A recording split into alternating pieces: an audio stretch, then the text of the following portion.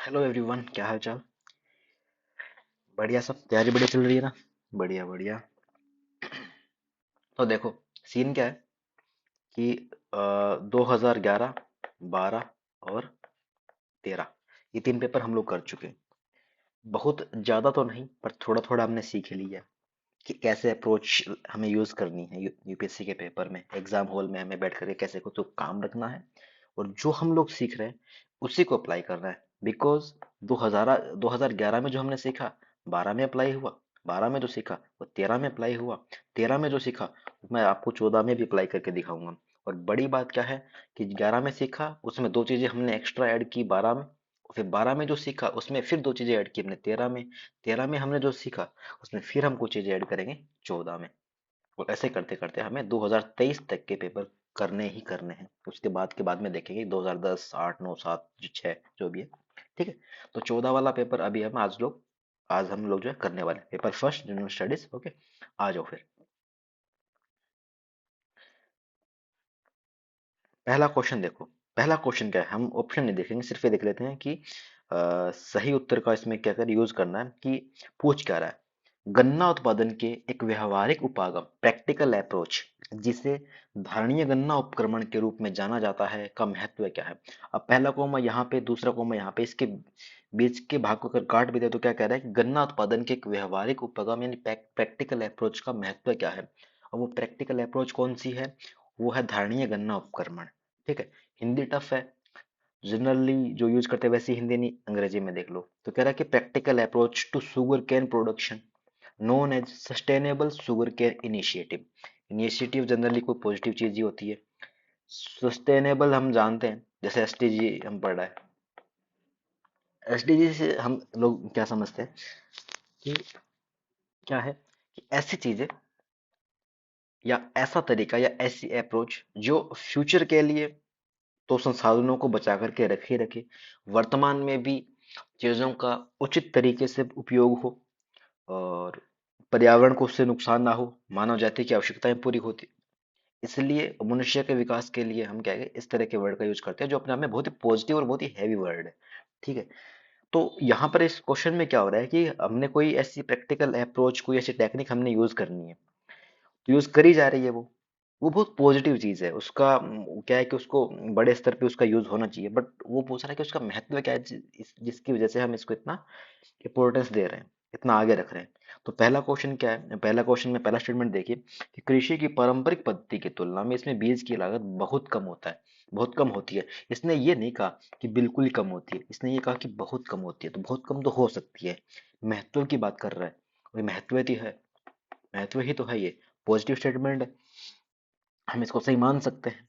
फिर देखें इसमें दूसरा, जैसे ये कह रहा है कि इसमें चेवन या ड्रिप सिंचाई का प्रभावकारी प्रयोग हो सकता है।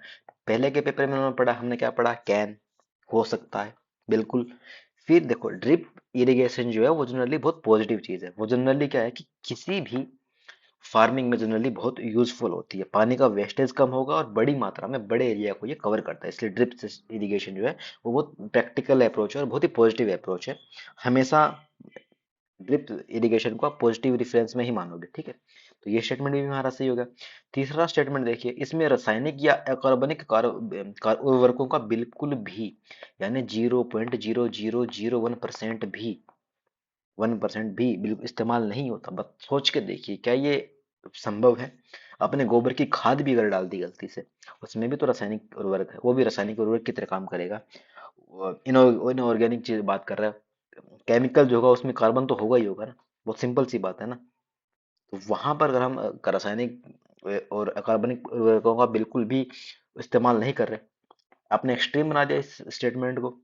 गलत तो ये यहीं पे हो गया। ठीक है।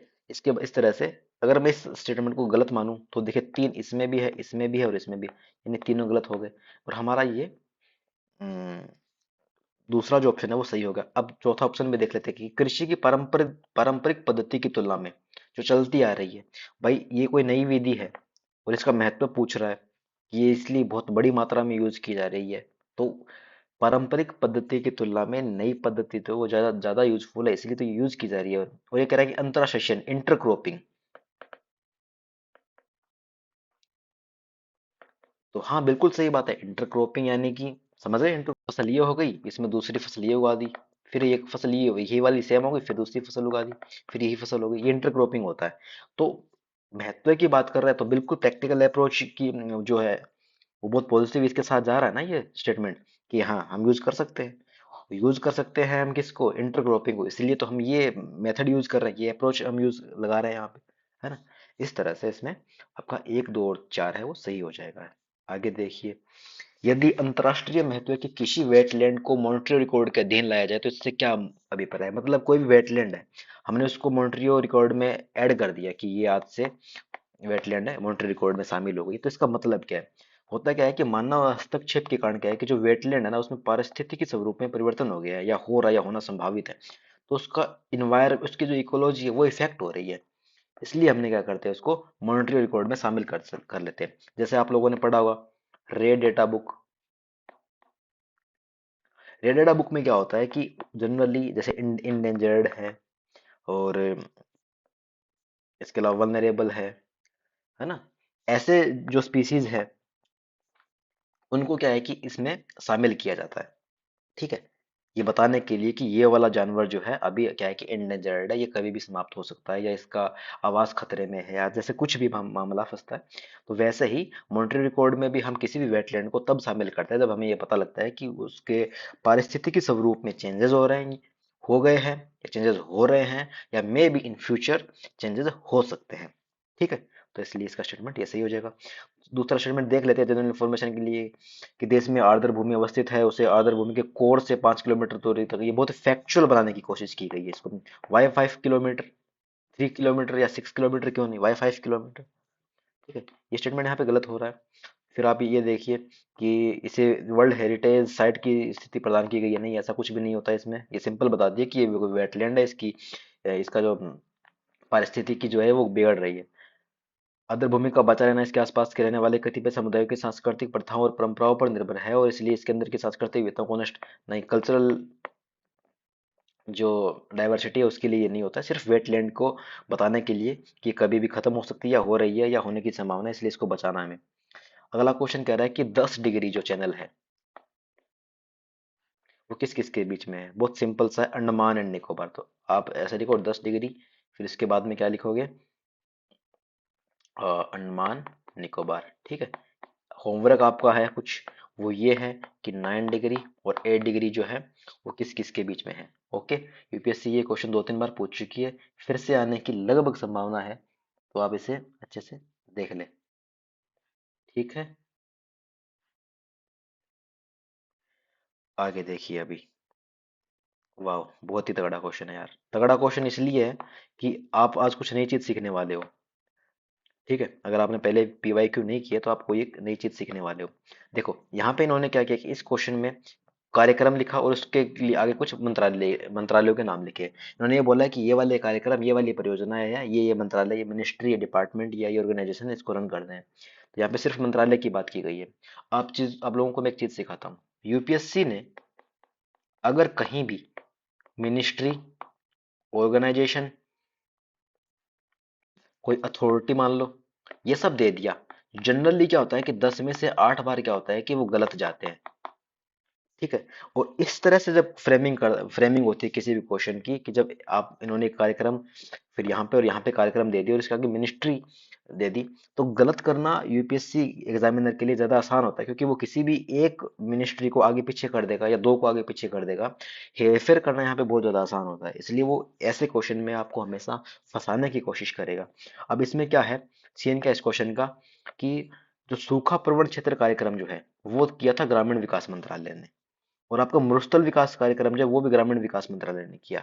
साउंड क्या है आपको यहाँ पे आ रहा है कि सूखा, सूखा तो कृषि से संबंधित है, तो शायद सही हो जाना चाहिए।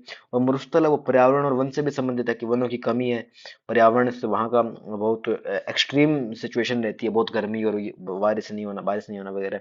तो मरुस्थल का भी सिस्टम पर्यावरण और वन से बैठ रहा है। बट यहाँ पर ये दोनों जो ग्रामीण विकास मंत्रालय ने किए थे, और आपका जो वर्षापूरित क्षेत्रों में राष्ट्रीय जल संवर्धन विकास जो योजना है, ये आपकी कृषि मंत्रालय की थी। ठीक है, इस तरह से यूपीएससी के एग्जामिनर ने क्या किया है, तीनों स्टेटमेंट को इंटरचेंज कर दिया और आगे पीछे कर दिया, जिससे क्या हुआ है, ये पूरा स्टेटमेंट गलत हो रहा है यहाँ पे, सारे के सारे। और इस तरह से यहाँ पे कोई नहीं इसका जो है सही आंसर चला जाएगा। ठीक है। तो यूपीएससी आपके साथ खेलेगी। तो आप ये बात मान करके चलना, खुद को आश्वस्त करके चलना कि कम से कम अगर 3 दे रही है तो 2 तो कम से कम गलत होंगी ही होंगी। हो सकता है कोई एक गलती से गलत सही कर भी दे, अदरवाइज 2 तो कम से कम गलत होंगे ही होंगे, या मिनिस्ट्री जहाँ पे दी गई है वो जनरली गलत होगी। मुझे इस चीज के लिए we I have to be prepare कि मैं गलत नहीं करके आऊंगा या गलत नहीं करके आऊंगी। ठीक है। अब देखो आगे। अब आगे वाला क्वेश्चन बिल्कुल 4 नंबर क्वेश्चन को रिपीट कर रहा है। मैंने फिर बोला, मैं फिर वही चीज यहाँ पे रिपीट करूंगा, तुक्केबाजी वाली बात नहीं है। एक्सपीरियंस और जो हमने अभी तक पीवाईक्यू पढ़े हैं वही चीजें यहाँ पर है। ये क्या कह रहा है कि Bombay natural history society BNHS के संदर्भ में निम्नलिखितों पर विचार करो। अब इन्होंने पहला स्टेटमेंट दे दिया जिसमें इन्होंने मिनिस्ट्री का नाम दिया है। क्या कहा है कि यह पर्यावरण एवं वन मंत्रालय के अधीन एक स्वायत्त संगठन है। इन्होंने मिनिस्ट्री यहाँ पे मेंशन की है। और मैंने अभी अभी कहा था कि जनरली मिनिस्ट्री गलत होती है, पर मुझे नहीं मालूम है कि नेचर की बात कर रहा है और इस पे यहाँ पर पर्यावरण और वन मंत्रालय भी है, तो कुछ कुछ शायद लिंक बैठ जाए। मैं आपको ये भी बताना चाहता हूँ यहाँ पे कि यूपीएससी हमेशा आपके साथ खेलेगी, आपके दिमाग के साथ खेलेगी, आपके पैसेंस और सेंस के साथ खेलेगी। वो पहला स्टेटमेंट आपको ऐसा देगी, ऐसा स्टेटमेंट देगी कि आपको लगेगा कि यार इसका यही तो आंसर होना चाहिए, इसका यही तो आंसर होना चाहिए। जैसे आपको लग रहा है ना यहाँ पे कि natural history, nature, environment, one, है ना, ऐसा लग रहा है आपको। तो ये किसी मिनिस्ट्री के अंतर्गत नहीं आती है भाई। ठीक है। ये क्या है कि भारत की सबसे बड़ी गैर सरकारी संस्थाओं में से एक है। ठीक है, जो संरक्षण और जैव विविधता अनुसंधान में के लिए काम करती है। ठीक है। अब इसके बाद में फिर अभी बताया कि क्रिया आधारित अनुसंधान, शिक्षा और लोक जागरूकता के माध्यम से प्रकृति को बचाने का बहुत ही पॉजिटिव स्टेटमेंट भी है। ठीक है, तो ये सही हो जाएगा। और यह आम जनता के लिए प्राकृतिक खोज और यात्रा और शिविरों का आयोजन और संचालन करता है। बिल्कुल सही बात है, पॉजिटिव स्टेटमेंट भी है। तो इसमें आपका 2 और 3 सही हो जाएगा। मैं फिर कह रहा हूँ, जनरली यूपीएससी गलत करती है मिनिस्ट्रीज को। Okay, then you have to be prepare, है ना। अपने ये तैयार रहना है खुद को इस चीज के लिए कि हाँ, मैं जब भी मिनिस्ट्री वगैरह आएगी और मुझे नहीं मालूम है, मुझे मालूम है तो इससे बढ़िया बात ही नहीं है, नहीं मालूम है तो मैं गलत करके आऊंगा उसको। ठीक है। इसके बाद में अगला क्वेश्चन देखिए आप। भूमंडलीय पर्यावरण सुविधा के संदर्भ में निम्नलिखित में से कौन सा कथन सही है। इसका एक बार अंग्रेजी देख लेते हैं। With reference to global environment facility, which of following statement is are correct? एक या सारे को, मतलब ए या बी भी सही हो सकता है या कोई एक सही है। तो यह जैव विविधता पर अभिसमय एवं राष्ट्रीय जल परिवर्तन पर संयुक्त राष्ट्र ढांचा अभिसमय के लिए वित्तीय क्रियाविधि के रूप में काम करता है। अंग्रेजी देखनी पड़ेगी इसको। It serve as financial mechanism. ठीक है, ये फाइनेंशियल मैकेनिज्म की तरह काम करता है for convention on biological diversity and United nation framework convention on climate change. तो बहुत साल पहले से 2014 से यूएनएफसीसी जो है वो इम्पोर्टेंट रही है। और 18 19 20 के आसपास तो यूपीएससी धड़ाधड़ यूएनएफसीसी से सवाल पूछ रही थी लगातार। ठीक है। तो जो ग्लोबल इन्वायरमेंट फैसिलिटी है वो फैसिलिटी फाइनेंशियल मैकेनिज्म जो है क्या है वो सर्व करता है उसको। ठीक है। It undertake scientific research on environmental issues at global level. नहीं, ऐसा नहीं करता ये, ऐसा बिल्कुल नहीं करता है। ये भूमंडलीय से पर्यावरण के मुद्दों में वैज्ञानिक अनुसंधान वगैरह नहीं करता है। ये भूमंडलीय पर्यावरण जो सुविधा है, ये क्या करता है, फाइनेंशियली क्रिया मैकेनिज्म के रूप में ये करता है, काम करता है। भूमंडलीय स्तर पर ये पर्यावरण के मुद्दों पर वैज्ञानिक अनुसंधान नहीं करता है। और यह ओसीडी के अधीन एक, अब फिर देखो डिपार्टमेंट आ गया, कोई कोई ऑर्गेनाइजेशन आ गया, कोई मिनिस्ट्री आ गई, है ना। ऐसी सिचुएशन में ये स्टेटमेंट वैसे ही गलत हो रहा है हमारा। हमारा ए जो है वो ऑटोमेटिकली सही हो जाएगा। ठीक है। आ जाओ आगे अब।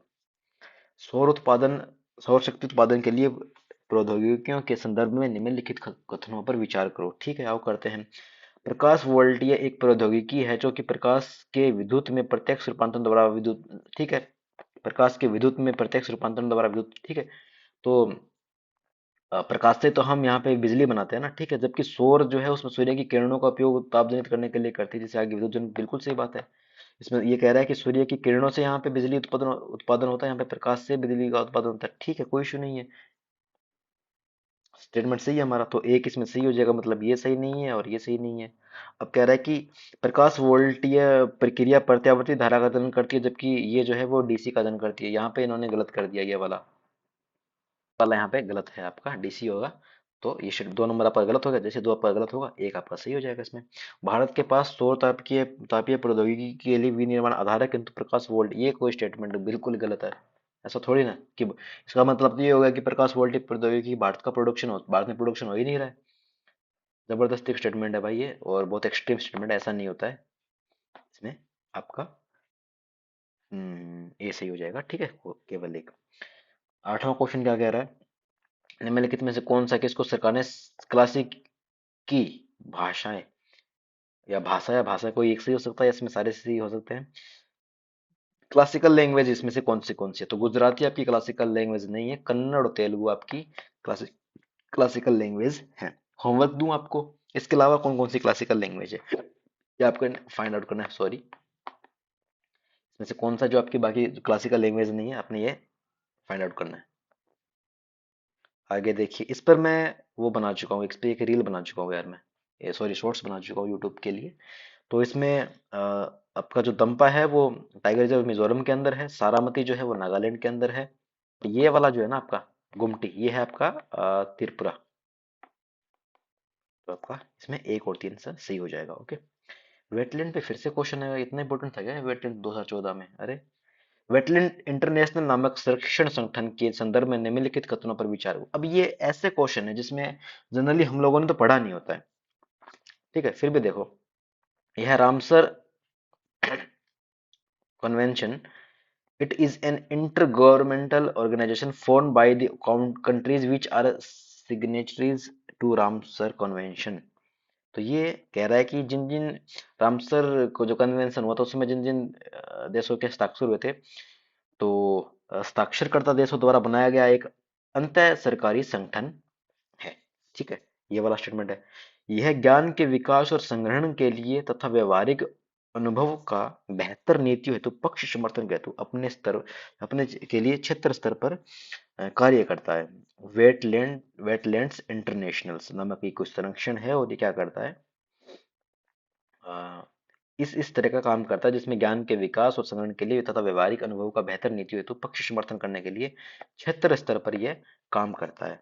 और फिर ये कह रहा है कि एक अंतर सरकारी स्थल है, संगठन है, और जिन जिन देशों ने इस पे हस्ताक्षर किया, तो वेटलैंड इंटरनेशनल जो है ना, इस पर रामसर कन्वेंशन के सभी हस्ताक्षर देशों ने जो थे, उनके द्वारा बनाया गया ये ऑर्गेनाइजेशन ये नहीं है, ठीक है। इंटर गवर्नमेंटल नहीं है भाई, ये क्या है, ये स्वतंत्र है, ठीक है, और गैर लाभकारी है ये, ठीक है, स्वतंत्र और गैर लाभकारी, ये अपने आप में एक एनजीओ है एक तरीके से, ठीक है। तो ये एनजीओ के रेफरेंस में ये तो पॉजिटिव स्टेटमेंट है, ठीक है। तो ये आपका स्टेटमेंट सही हो जाएगा, ये वाला स्टेटमेंट आपका गलत हो जाएगा, तो इसमें केवल दो सही हो जाएगा, ठीक है। अब ये ऐसे स्टेटमेंट है यार जिसमें मालूम हो तो ठीक है, अदरवाइज तुक्केबाजी वाली बात है, कोई एक करके आना है आपको, दोनों सही होने वाली बात तो है नहीं। फिर वही वाली बात मैं कह रहा हूँ, जिसमें अगर कोई ऑर्गेनाइजेशन आ जाए, मिनिस्ट्री आ जाए, कोई संस्था आ जाए, इस तरह से कुछ लिखा हुआ हो, जनरली गलत ही जाते हैं, तो आप इसमें कोशिश करना कि किसी एक के साथ ही खेलने की कोशिश करना, और जो पॉजिटिव स्टेटमेंट है पॉजिटिव स्टेटमेंट के साथ हमेशा जाना आप। वृक्ष के बारे में पूछा हुआ है, अगला क्वेश्चन वृक्ष के रूप में, अभी चलो होमवर्क बताओ, वृक्ष में एक नया देश ऐड हुआ है, बताओ कौन सा, कमेंट सेक्शन में जरूर लिखना आप लोग। तो कह रहा है कि ब्रिक्स के रूप में ज्ञात देशों के समूह के निम्नलिखित कथनों का विचार कीजिए कि ये, तो ब्रिक्स का जो पहला शिखर सम्मेलन जो है ना, वो कहाँ हुआ, तो ये कह रहा है कि 2009 में पहला सम्मेलन हुआ रियो डी जनेरिया में, ठीक है, तो ये आपका गलत है, ये हुआ था आपका रशिया में, उसमें हुआ था 2009 में। और यूपीएससी ने इस बार ये सवाल, आरपीएससी ने पूछा है, या की तीन वर्ग, मेरे ख्याल से उसका नाम है उस जगह का, या की तीन वर्ग करके कोई जगह है, वहां पर ये हुआ था। पहला स्टेटमेंट गलत हो जाएगा, और दक्षिण अफ्रीका इस समूह के अंत में होने वाला समूह शामिल है, बिल्कुल सही बात है, ब्रिक्स एस यही तो बता रहा है, ठीक है, तो इसमें आपका बी सही हो जाएगा। देन आगे चलो, निम्नलिखित में से कौन से रोग जो है इनमें भारत में इनका उन्मूलन हो चुका है, तो भारत से उन्मूलन, देखो डिप्थीरिया तो बार बार आप, पता ही है आपको, केस आते रहते हैं, तो डिप्थीरिया तो नहीं हुए, डिप्थीरिया ये नहीं है और ये नहीं है, तो इसका मतलब छोटी मात्रा और चेचक, तो चेचक जो है उसका भारत से उन्मूलन हो चुका है, छोटी मात्रा तो फिर भी होती रहती है ना, क्या बोलते हैं उसको ग्रामीण क्षेत्रों में, और ही बोलते हैं मेरे ख्याल की, और ही निकल आई, राजस्थान में तो ये बोलते हैं। तो इसका केवल तीन, स्मॉल पॉक्स जो है भारत से उन्मूलन उसका हो चुका है। देन किन किन घटनाओं ने जीवों के विकास को प्रभावित किया है। ठीक है, बहुत ही अच्छा क्वेश्चन है, बहुत ही सिंपल क्वेश्चन है भाई। महाद्वीपीय विस्थापन हुआ, महाद्वीप इधर से उधर हुए, नए नए देश बने। ठीक है, तो जीवों का विकास इससे प्रभावित होगा ही ना, बिल्कुल होगा। तो ये भी स्टेटमेंट सही है। और हिमानी चक्कर तो बिल्कुल प्रभावित करती है, प्रत्यक्ष रूप से प्रभावित करती है जीवों को। इसमें आपका सी सही हो जाएगा। ठीक है, बहुत सोचने वाली बात नहीं है कि माइक्रो लेवल पर जाके सोचूंगा क्या किया था कि नहीं किया था, किया था कि नहीं किया था। किया था भाई, सिंपल। इतनी बड़ी चीज में वही वाली बात, फिर 0.001% भी अगर प्रभावित कर दिया तो वो सही होगा ना फिर वहां पे। गंगा नदी डॉल्फिन की समष्टि के ह्रास के कारण शिकार चोरी के अलावा और क्या क्या संभव कारण हो सकते हैं। ठीक है, तो ये बढ़िया क्वेश्चन है। इसमें कह रहा है कि जो डॉल्फिन है, गंगा नदी जो है उसमें, गंगा नदी डॉल्फिन जो उसकी संख्या में कमी हो रही है, तो बांध वगैरह बैराज वगैरह बना दिए, तो इससे क्या है कि इनका जो क्या है, क्या बोलते हैं इसको, नेचुरल जो इनका इन्वायरमेंट जो है ना, वो इससे इफेक्ट हुआ है। उस वजह से क्या है कि इनकी संख्या कम हो रही है। ठीक है, तो ये तो मानव जनित कारण हो गया, बिल्कुल सही बात है। तो इसमें जिसमें एक नहीं है उसको काटो। ठीक है, इसको काट दिया हमने। अब एक सब में है। अब देखो कि संयोग से, अच्छा, नदियों में मगरमच्छों की समष्टि में वृद्धि। ये क्या है कि फूड चेन है ये, और फूड साइकिल भी। ठीक है, ये कभी एक दूसरे को इफेक्ट नहीं करते हैं। ठीक है, ये नेचुरल में होती रही चीजें, एक बढ़ेगा एक घटेगा इनसे। ये डायरेक्टली, प्रत्यक्षतः कभी भी प्रभावित नहीं करते एक दूसरे की संख्या को। तो ये आपका नहीं होगा। मगरमच्छ तो वैसे ही बहुत होते हैं, शार्क भी होती है यार, बट ये आपने कभी सुना है कि मगरमच्छ ज्यादा हो गया तो यार उसकी उस मछली की संख्या कम होगी? वो उतना प्रोडक्शन करती रहेगी। ये मनुष्य नहीं है मगरमच्छ। जो मनुष्य तो हाइपरबा मचा करके रखता है, चीजों को खत्म कर दो बस, यूज कर लो जितना। म- जानवर जो होते हैं बहुत समझदार होते हैं। ठीक है, तो मगरमच्छों की संख्या में वृद्धि से डॉल्फिन की जो है उसकी संख्या प्रभावित नहीं होगी। 2 नंबर आपका फिर किस में नहीं है? 2 नंबर इसमें भी है और 2 नंबर इसमें भी है। तो आपका 1, 3 और 4 हो जाएगा। संयोग से मछली पकड़ने के लिए जालों में फंस जाना, बिल्कुल। बड़ी मात्रा में तो मछलियां निकलती है तो वहां पे डॉल्फिन मछली भी आ जाती है, और सभी इनकी संख्या कम है, बिल्कुल। और ये कह रहा है फिर आगे की जो नदी क्षेत्र के आसपास जो फसलें उगाई जाती है उनमें फर्टिलाइजर के यूज से, यानी जो कृषि रसायन के इस्तेमाल से क्या है कि चोरी जो है वो, सॉरी, ये डॉल्फिन जो है उसकी संख्या में कमी हो रही है। तो हाँ, बिल्कुल हो रही है, उसमें कोई दो राय नहीं। ठीक है, आगे देखिए, रेड क्लिफ किसके लिए नियुक्त की गई थी? मैं ये करवा चुका हूँ वैसे, एक शॉर्ट्स बनाई थी मैंने। भारत और पाकिस्तान के बीच में सीमाओं के निर्धारण के लिए क्या है, इसका निर्माण किया गया था। ये सॉरी, निर्माण की ये समिति बनाई गई थी। ठीक है, रेड क्लिफ समिति। इसके बाद में देखिए 16वां क्वेश्चन। निम्नलिखित सॉरी, कई घरेलू उत्पादों जैसे गद्दा और फर्नीचर की गद्दियों अपहोल्स्ट्री में ब्रोमीन युक्त ज्वालामंदकों का उपयोग किया जाता है। इनका उपयोग क्यों चिंता का विषय है भाई? अब देखो, सिंपल सी बात है यार। ना आपने गद्दे और फर्नीचर में जो गद्दियां हैं उनमें ब्रोमीन का कभी सुना हो? इसमें ब्रोमीन ही होता है क्या? इतना माइक्रो लेवल पे पढ़ते हो क्या? नहीं ना। इन्होंने कहा है कि ये समथिंग समथिंग कुछ है, मुझे नहीं पता ब्रोमीन होता है यहाँ पे, कुछ और भी लिखा होता मैं मान लेता कि ठीक है कुछ है। ये इन मंदकों का उपयोग किया जाता है, उनका उपयोग क्यों चिंता का विषय है? कि ब्रोमीन युक्त जो ज्वाला मंदक जो है इनका यूज किया जा रहा है, ये क्यों चिंता का विषय है? पर्यावरण में निम्नीकरण के प्रति उच्च प्रतिरोधकता है, जल्दी से खत्म नहीं होते, तो बिल्कुल सी बात है। प्लास्टिक हो गया, ये चीजें हो गई, या गद्दे वद्दे प्लास्टिक वगैरह से बने होते हैं, जल्दी खत्म नहीं होंगे तो प्रकृति को तो नुकसान ही पहुंचाएंगे ना, जैसे प्लास्टिक की थैलियां। और ये मनुष्य पशु में संचित हो सकते हैं। इन्होंने ये नहीं कहा कि होते ही हैं, हो सकते हैं। पॉजिटिव स्टेटमेंट है, दोनों को दोनों सही करो, सिंपल। आगे चलो। अब देखो, ये क्वेश्चन क्या कह रहा है कि इनमें से कौन सा, किस प्रकार का जंतु है जो शीत निष्क्रियता की परिघटना का परीक्षण किया जा सकता है? हाइबरनेशन। ठीक है, फिनोमेनन ऑफ हाइबरनेशन कैन। ठीक है, तो इसमें क्या होता है कि कौन सा जो हाइबरनेशन मतलब करते हैं, हाइबरनेशन में चले जाते हैं, तो भाई सभी करते हैं। चमगादड़ है, वो एक लंबे टाइम के लिए एक जगह तक सीमित रहेंगे। ठीक है, भालू है, वो 6 महीने तक जैसे बहुत सारे ऐसे भालू। अब इसने कहा ना चमगादड़, कौन सा चमगादड़, कौन सा भालू, कौन से कृंतक, बहुत सारे स्पीसीज है ना। एक स्पीसीज भी अगर हाइबरनेशन करती होगी तो सारे सही नहीं हो जाएंगे। ठीक है, तो चमगादड़ जो है वो करता ही है। भालू क्या करता है कि जैसे वो साइबेरियन भालू वगैरह होते हैं, वो तो 6 6 महीने का खाना एक साथ इकट्ठा कर लेते हैं, और उसके बाद में वो फिर वो चले जाते हैं, वो बर्फ के अंदर सोए रहते हैं। जब धूप निकलती है तभी बाहर निकलते हैं। और रोडनेंट भी ऐसा ही करते हैं। ठीक है, जो जिनके दांत वगैरह होते हैं, जैसे चूहा वगैरह होते हैं। तो इसमें सारे सही हो जाएंगे, क्योंकि इन्होंने पर्टिकुलर नहीं पूछा ना। इन्होंने भालू दे दिया, तो भालू में भी कौन से भालू भाई? इन्होंने ये लिखा होता है कि साइबेरियन भालू, तब हो सकता है मैं, या हिमालयन भालू, तब तो शायद हम डाउट करते कि है कि नहीं है कि नहीं है। भालू दे दिया तो भालू तो भाई कोई कोई भी हो सकता है, कोई भी हाइबरनेशन कर जा सकता है। और सभी करते हैं, मनुष्य भी कोशिश करता है ना कि जैसे गर्मी वगैरह आ गई, जैसे सांप वगैरह हो गए, क्या होगा कि गर्मी में तो वो बाहर निकल जाते हैं जमीन से, बट सर्दियां आती है तो सांप हो गए और दो छोटे छोटे जो बिच्छू हो गया, चूहे हो गए, जमीन में रहने लग जाते हैं फिर, ठीक है। इसमें से कौन सी सबसे बड़ी लोक लेखा समिति है? जो अभी बोल दिएगा मैंने, इसमें से कौन सी एक समिति है जो सबसे बड़ी संसदीय समिति है? प्राक्कलन समिति आपकी सबसे बड़ी समिति है, ठीक है। ये आप लोगों ने ध्यान रखना। लोक लेखा समिति में कितने सदस्य होते हैं? 22। 15 कहाँ से आते हैं? लोकसभा से।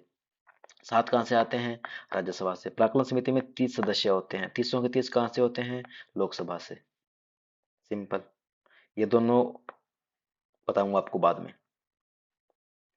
निम्नलिखित में से कौन सा या कौन से पृथ्वी ग्रह पर कार्बन चक्र में कार्बन डाइऑक्साइड का योगदान करते हैं? भाई साहब ये 8वीं या 9वीं क्लास का क्वेश्चन है, तो बहुत सिंपल सा क्वेश्चन है। देखो मैंने श्वास छोड़ी, मेरे श्वास छोड़ने से इन्वायरमेंट में क्या हुआ? कार्बन डाइऑक्साइड गई, क्योंकि मैंने सांस छोड़ी तो मैंने CO2 गैस जो है उसका उत्सर्जन किया, ठीक है। श्वसन में CO2 गई, कहाँ? इन्वायरमेंट में, ठीक है। तो मतलब मैंने योगदान दिया CO2 का, तो 2 नंबर तो होगा, जैसे 2 इसमें नहीं है। ज्वालामुखी से इतनी सारी गैसें निकलती है, थोड़ी सी मात्रा में भी कार्बन निकला तो उसका भी योगदान होगा, बिल्कुल होगा। तो जिसमें एक नहीं है उसको भी काट दो। 1, 2 और 4 तो सही है। जैव पदार्थों का 6, जैव पदार्थ है कोई भी जैव पदार्थ है, उसका बेसिक होता है कार्बन, हाइड्रोजन, नाइट्रोजन, तो कार्बन उसमें होता ही होता है, उसका 6 होगा तो ऑब्वियस सी बात है। नेचर में तो कार्बन चक्र जो है, कार्बन साइकिल जो, उसमें कार्बन का उसका योगदान होगा, बिल्कुल होगा। बट प्रकाश संश्लेषण में क्या होता है? उल्टा होता है। CO2 ली जाती है पौधों के द्वारा, पौधों के द्वारा CO2 ली जाती है, ना कि CO2 दी जाती है। तो CO2 ली जाती है, इसका मतलब कि कार्बन चक्र में कार्बन डाइऑक्साइड का कोई योगदान नहीं है। इसका मतलब आपका जो सही स्टेटमेंट है वो आपका सी हो जाएगा, ठीक है। चलो आगे देखो फिर। बहुत बढ़िया। मैं इसको थोड़ा सा ऐसे से रफ कर लेता हूँ भाई। देखो आगे वाला क्वेश्चन क्या है कि यदि आप ग्रामीण क्षेत्र से होकर गुजरते हैं और आपको यह देखने को मिल सकता है कि अनेक प्रकार के जो पक्षी चढ़ने वाले पशुओं भैंसों के पीछे चलते रहते हैं, बिल्कुल चलते रहते हैं। ग्रामीण क्षेत्र में रहने वाले लोग तो अच्छे से जानते हैं ये। जैसे कोई भी जैसे भैंस वगैरह जा रही है, ठीक है, तो या तो इनके ऊपर बैठे रहेंगे, ठीक है, पक्षी, या है ना ऐसे, या फिर पीछे पीछे इनके चलते रहेंगे। और उनकी घास में चलने से अशांत होने वाले कीड़ों को पकड़ते हैं, ठीक है, सही बात है, कीड़े तो खाते हैं, जैसे बगुला वगैरह हो गए। तो इसमें कौन कौन से पक्षी जो ऐसा सब करते हैं, ठीक है। तो इसमें क्या है कि अब ये थोड़ा सा टफ होगा कि इनमें से कौन से जो ऐसे ऐसे काम करते हैं या ऐसे पक्षी करते हैं। अब UPSC ने इसका जो आंसर माना था, वो इसका आंसर माना है बी, ठीक है, साधारण मैना, ठीक है। तो इन्होंने कहा है कि अशांत होने से कीटों को पकड़ते हैं, कौन से? घास में चलने से। तो सारस वगैरह तो जनरली मैंने तो, अगर एलिमिनेट करने वाली बातों पर वो जबरदस्ती की तुक्केबाजी हो जाएगी, पर सारस वगैरह जो है ना, जैसे काली गर्दन वाला सारस वगैरह जो है, ये जनरली क्या करते हैं, ये पानी वगैरह इलाके में ज्यादा रहते हैं, पानी वाले इलाके में, ठीक है, जहाँ पे पानी होगा ना वहां पे ज्यादा रहते हैं ये। तो वहां से ये कीड़े पकड़ते हैं, घासों से भी कीड़े नहीं पकड़ते हैं, ठीक है। तो आपका 3, मतलब इस हिसाब से आप काट सकते हो, 2 आपका सही हो रहा है, अब 50-50 वाली बात है, ठीक है। तो आपका इसमें मेना हो जाएगा। रटने वाला क्वेश्चन है, करके आना होता है, समझ से करके आओ, सारे सही थोड़ी ना होते हैं, फिर कुछ तो गलत करनी पड़ेंगे ना। बढ़िया। बहुत ही अच्छा क्वेश्चन है, पूछ रहा है कि महत्तर और पट्टिकल क्या है? पदनाम है वो किसके लिए उपयोग होते हैं, प्रयोग करते थे? तो गांव का जो मुखिया होता था ना, उसे महत्तर या पट्टिकल कहते थे, पटकिल, सॉरी पटकिल, ठीक है। महत्तर महत्व, जिसका महत्व ज्यादा हो, जो मुखिया को सबसे ज्यादा महत्व मिलता था, तो ऐसा कुछ करके आप कर सकते हो, ठीक है। ग्राम का मुखिया था। और वैसे ग्राम सभा, ग्राम पंचायत, ग्राम मुखिया, गांव गांव का कुछ मामला ज्यादा रहता है, UPSC का फंसता है मतलब, तो वो क्या करती है कि पसंद करती है इस वर्ड को, तो इसलिए उस ज्यादा इसके आंसर हो जाते हैं। वैसे जो गिल्ड वगैरह है ना, गिल्ड बोलते हैं मेरे ख्याल से, श्रेणियां वाला सिस्टम जो यहाँ पे, गिल्ड, तो गिल्ड पे भी कई बार क्वेश्चन पूछ चुकी है। और फिर ठीक है, तो मेहतर और पटकिल जो कौन है, वो गांव के जो मुखिया लोग जो थे, उनके बारे में ऐसा यूज किया जाता है। लाइकेन जो कि एक नग्न चट्टान पर पारिस्थितिकी अनुक्रम को प्रारंभ करने में सक्षम है, वास्तव में किस किस के सहजीवी साहचर्य है, मतलब किसके बीच की योजना खड़ी है, ठीक है। तो बहुत सिंपल सा क्वेश्चन है, 11th क्लास की बायोलॉजी में ये मेंशन है, शैवाल और कवक जो है ना, इनके बीच की ये क्या है, योजक कड़ी है। ठीक है, जैसे सजीव और निर्जीव के बीच की जो कड़ी को ना वायरस, ऐसे। यदि आप हिमालय से होकर जाते हैं तो आपको वहां पे निम्नलिखित में से कौन सा पादप या कौन से पादप को प्राकृतिक रूप से उगते हैं, तो वो मतलब वो वहीं के वहीं उगते हैं। ठीक है, तो ये आपको समझ में आ गया ना। लाइकेन, लाइकेन क्या होता है कि ये होता है प्रदूषक का सूचक होता है। मतलब ये क्या होगा कि ऐसी जगह पे नहीं उगता जहां पे प्रदूषण हो। लाइकेन हमेशा अच्छी और बहुत ही साफ सुथरी जगह पे, प्रदूषण रहित जगह पर उगता है। ठीक है, और ये किस किस के बीच की योजक कड़ी होता है, शैवाल और कवक के बीच की योजक कड़ी, दोनों को जोड़ के रखता है। अगला क्वेश्चन कह रहा है कि हिमालय से यात्रा करेंगे तो कौन कौन से पादप है जो नेचुरली वहीं उगते हैं। ठीक है, अब आप लोगों ने ये तो मालूम है कि चंदन जो है ना, आप लोगों ने पुष्पा देखी है, क्योंकि भाई उस समय तो नहीं मालूम होगा पर अब तो मालूम ही है कि पुष्पा हमने देखी। और चंदन की जो लकड़ी है वो जनरली साउथ इंडिया में